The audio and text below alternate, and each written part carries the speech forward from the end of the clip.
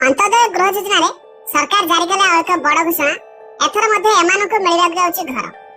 एबे एथर जदि आपण भी प्रधानमंत्री आवास रे घर पाइ नाहंती ए आपण भी चाहिले 1,20,000 टंका पाइ परबे ए अंत्योदय गृह योजना अधीन रे।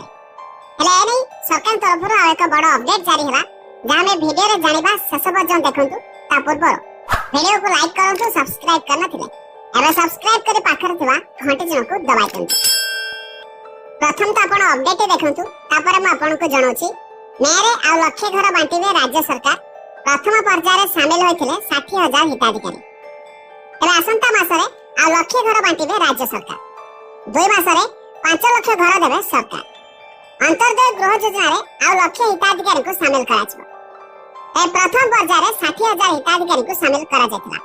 एने सूचना दैछंती पंचायत राज मंत्री रवि नारायण नायक। साहरी मध्ये कहिसंती जे मे मास शेष जाए चलिबो आवास सर्वे। ए सुधा 29 लाख हिताधिकारी सर्वे रे जोड़ी हेलेनी। ए सर्वे रे जोड़ी हेबा को व्यापक सचेतनता करा जायतिला बोली पंचायत राज मंत्री रवि नारायण नायक कहिसंती। फर्स्ट ऑफ ऑल आपण चाहिले जेकोनसे एक ब्राउजर ओपन करके गूगल रे RH-Odisha लिखि के सर्च करिवे।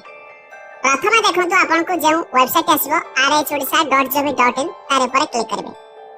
एबे आपण के सामने एमिति किछि ओपन हे जिवो जाकी अंत्योदय गृह योजना रे मध्ये आपण एठी देखि पारिबे। ऊपर देखंतु PMAYG नूतन सर्वे जाकी आवास योजना सर्वे। तळे देखंतु अंत्योदय गृह योजना प्लस गृहर कार्यादेश जाको वर्क ऑर्डर आसला। त म आगो आपण देखौछि अंत्योदय गृह योजना विषय रे। एता पूर्वर देखंतु गृहर कार्यादेश रहिछि। त जे मान को वर्क ऑर्डर मिलुछि त समाने निजर आधार नंबर देखि व्यू रे क्लिक कले समान का नाम रे वर्क ऑर्डर आसे छि कि नै समाने मध्ये चेक करि पारिबे। एबे जो देखंतु आपण को अंत्योदय गृह योजना बस तारे पर क्लिक करबे। एबे एठी आपण अंत्योदय गृह योजना अधीन आवेदन करि पारिबे प्लस आहार निर्देशावली मध्ये देखि पारिबे। जे माने भाबुथिबे एथरे आवेदन करिया पई समान मध्ये एथरे आवेदन करि पारिबे। एबे देखंतु आवेदन पत्र बा आपनकर एप्लीकेशन फॉर्म रहिछि तारे पर म क्लिक कली। एठी मध्ये आपण भी एप्लीकेशन फॉर्म को डाउनलोड करि पारिबे। जेमिति देखंतु एबे एप्लीकेशन फॉर्म ओपन हे गला। ए एप्लीकेशन फॉर्म को मध्ये आपण फिल अप करके ऑनलाइन जगे मध्ये आवेदन करि पारिबे। जदि आपण माने प्रधानमंत्री आवास योजना रे घर पाइ नाथि तबे आपण चाहिले एई अंत्योदय गृह योजना अधीन रे आपण आवेदन करि पारिबे।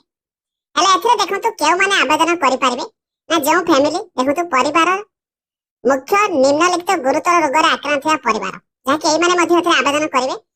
फर्स्ट कैंसर, तापर क्रॉनिक बा ऑब्स्ट्रक्ट फुसफुस रोग, क्रॉनिक ब्रोकक रोग, HIV आक्रांत, liver cirrhosis, thalassemia, sickle cell, hemophilia, स्नायुगत अभाव तो एमिति ए सब आपण देखि पारथे। प्लस जे माने भी अलग लोक माने भी एथरे आवेदन करि पारबे। तो से माने भी मध्ये एथरे आवेदन करके आपण जति पावे पण चाहते जेमिति कि प्रधानमंत्री आवास योजना रे मिलथाय टंका ठीक सेमिति अंत्योदय गृह योजना रे मध्ये टंका मिलथाय। सबठु बड़ कथा जदि आपण चाहते स्कीम विषय अधिक जानिया पई देखंतु यार हेल्पलाइन मध्ये जारी होछि। आपण एथरे कांटेक्ट करि पारे जोथरे कि आपण समस्त डिटेल मध्ये बुझि पारबे। एबे या जो माने आवेदन करछंती तार सर्वे पई मे मास शेष तारीख अर्थात आहुरी 1 मास आपण पाखर समय रहिछि जाकी यार सर्वे चलिबो। आ ए सर्वे रे जे माने योग्य बोले रहउछंती त सेमाने मध्ये पाइ पारबे जाकी अंत्योदय गृह योजना अधीन रे घर।